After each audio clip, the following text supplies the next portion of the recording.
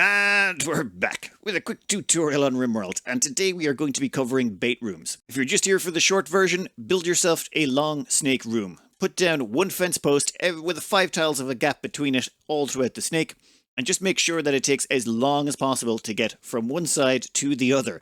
The further the distance it takes, the more the infestation chances increase. Then try and bury it as deep inside under the mountainous terrain as you possibly can. For example, you'll see here there is an open piece of sky and a door leading out of it. This is technically classified as an open space and an exit from the mountain. So this is as far away from that exit as possible. Now the reason I open those areas up is having the rest of the base pretty close to exits reduces the chances of infestations in those areas, which maximizes the chances happening in here. Even with all of the testing I've done, about the maximum chance you're going to get out of this is 75% of the infestations happen in this area. That's assuming that you keep this as about, 10 to 15% of your base is a bait room. If you want to increase the size of the bait room, you can maybe change those odds a bit, but honestly, I don't think you're going to get above 80%, even if you make it quite large. The rest of the tutorial will be why we ended up with this design and the mechanics of how infestations happen, just so you can maybe tweak the design yourself to suit your own playstyle. First off, how do infestations occur? They can only occur under overhead mountain. So this dark greenish color, that's overhead mountain tile. So inside there, if you have space, an infestation can occur. However, if we turn on draw infestation chances right now, you'll see there is no change in color here. The reason for that is we do not have any structures in this area. You need to have one of your structures within a certain distance. So if we put down a door, suddenly this whole area turns dark blue. That is the draw infestation chances telling us now there is quite a strong chance that infestations can occur in both of these sections. And you'll see it gets weaker and weaker in infestation chance the closer it gets to the entrance.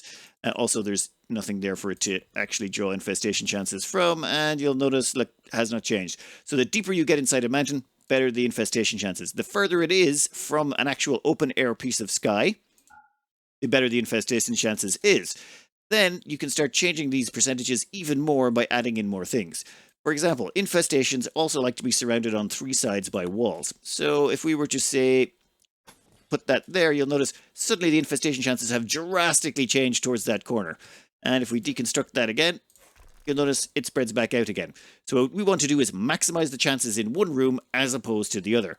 And there's several ways to do that. Fence posts also act like walls, which is good because that also allows you to transit the room. If you truly want to stop any infestations at all, reduce the temperature in these rooms to minus 17 degrees. If you do that, you'll get no more infestations because infestations cannot happen below that temperature. In the bottom right here, you can see the outdoor temperature is minus 17, or the indoor temperature is minus 17. However, if we reduce the temperature in here to minus 273, you'll notice, yep, no infestation chances. It's actually minus 17 is where it maxes out at, but it's about minus 7 it starts to decrease chances, minus 17 it completely removes them. However, this is usually impractical for large bases. I tried many different designs to maximize which side had, well, the darkest color, and then ran some basic testing where you can spawn an infestation. For example, we can generate an infestation by pressing that button. But what I discovered in the end was, you'll see here there's a very faint blue tile there in the middle.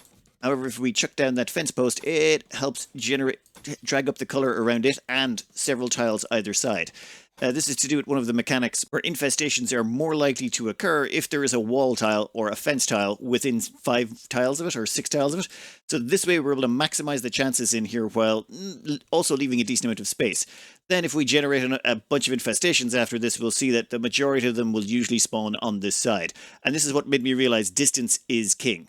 One thing to also be aware of, do not cut off an area. For example, if we put in a wall segment there, you'll notice it drastically reduces the chances of everything beyond it. That's why we use fence posts instead of wall segments in a lot of places.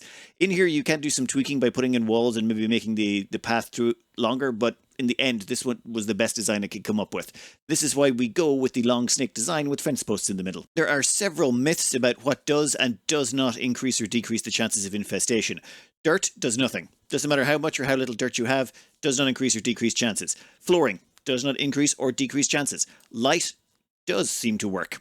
It doesn't really appear to increase the chances over here, so even if you put in a light on a very strong one, it doesn't actually cause this to get darker. It seems to just decrease the chances of an infestation happening here. In testing, 5 out of 20 infestations happened in this room, when normally it'd be about an even 50-50 split. But there is some room for margin of error here. Remember, we're only dealing with about 20 tests. But it does seem to create a decent and significant difference. So taking all of that information, this here would be sort of the perfect bait room scenario. You would have a room that goes like this, and it would bait all the infestations, and you'd be far less likely to get them in here. However, that doesn't mean you won't get any infestations in here. You're still going to get 20% infestations in here on average. So and that's with a 50-50 split. You're not really going to get that good of a run on your normal playthroughs. So long as you keep about 10 to 15% of your base as a bait room, you should be grand. All that out of the way, that is why this room is a big long snake with fence posts every 6 tiles, well, every 5 tiles. As well as that for killing these things, basically you break in here, and then you smash your way across here. These things are going to start eating through the walls the moment they spawn, so it's usually a good idea to have an area where you can bunch up your people for the destruction of them. If you need to look up how to kill them more efficiently, there's tutorials on that. We're just trying to cover out how to funnel them in there. And when it comes to quest infestations, turns out, yes, quest infestations as well, their odds of spawning in here are the same as regular infestations. I had to test that to be sure. However, this is still, looking at the size of the base, 70% of them will spawn in here. That's still 3 out of 10 are going to spawn randomly in the rest of your base. A few things I would change if I had to do it all again. I would move the nutrifungus fields. These things can't have light in there or it kills the nutrifungus. I would keep them as close to the doors as possible. So all of these would be moved in here where these bedrooms are. Anything vitally important, like anything that keeps a large storage of expensive components, things like that, keep them closer to the exits. Keep the less valuable stuff way further back and deeper inside your base, which I know is a bit counterintuitive because you're trying to keep that stuff safe and it's far away from enemies. If you want to keep them away from infestations, keep them close enough to the door. As well as that, because distance from here is king, and not just in terms of a straight line, in terms of navigation, make sure you don't have any long dead-end corridors where, for example, if to get to this room we had to walk all the way down here, turn right, and then walk all the way back, that would be a problem. Make sure you have lots of clean exits going everywhere. If you want to make sure pawns route a certain direction, just put in a door and then exit out so that pawns can't walk through it.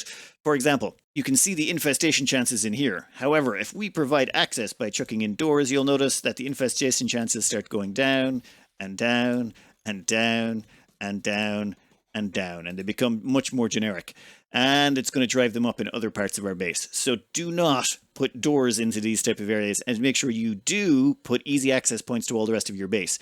That is why this entire base has basically doors cut into every single room to make sure the distance from any point to another point is as short as possible. When infestations occur, it is 20 more days before you can have a second infestation. This is outside of quest infestations. So you have plenty of time to reset your bait box after every single attack. That should be everything you need to set up your own bait room. I hope you enjoyed, and good luck!